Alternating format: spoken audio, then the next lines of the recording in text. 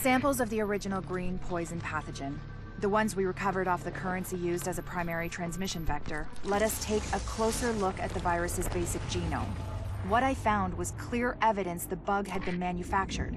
There's genetic material there from a half-dozen other pathogens, bolted onto smallpox to make a more efficient killing machine.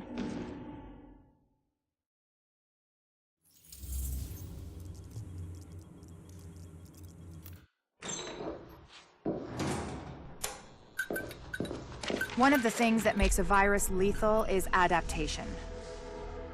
Rapid mutation makes it harder for antibodies to identify and drugs to kill.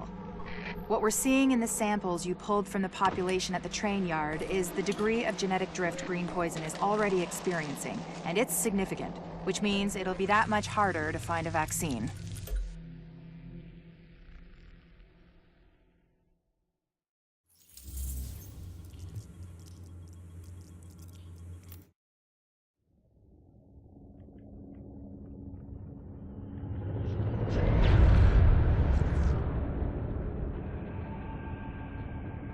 What you're looking at is the smallpox virus. It normally takes 1 to 2 weeks for it to incubate in a host, and it's not contagious while it's doing so. Looking at Amherst's notes, it's clear he wanted to change that, to make green poison infectious while it developed, and to speed up that incubation process to make it spread faster.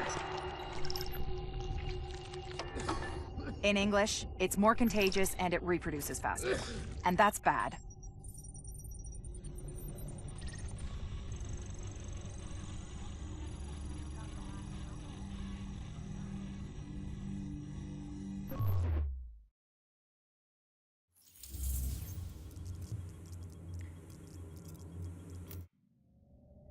We've got confirmation that green poison wasn't bred.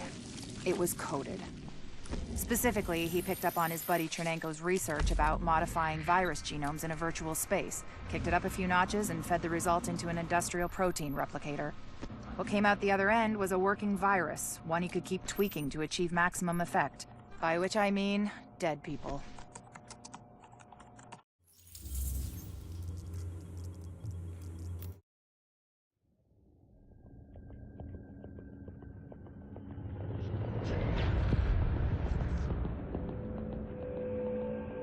What you're looking at is the smallpox virus, one of the deadliest pathogens on the planet.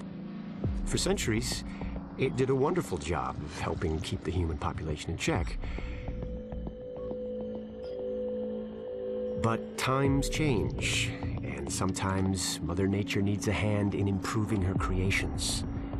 Like, say, speeding them up a little bit, making them contagious when they should be quietly incubating in a host, or making them more lethal.